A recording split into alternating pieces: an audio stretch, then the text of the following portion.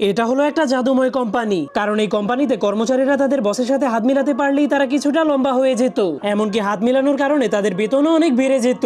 এরপর একদিন একজন নতুন মেয়ে সেই কোম্পানিতে ইন্টারভিউ দেওয়ার জন্য চলে আসে। তখন সে অনেক বড় একটা দরজা খুলে তার বসের কাছে চলে যায়, কিন্তু তার বস তার চাইতেও হাজার গুণে বড় ছিল।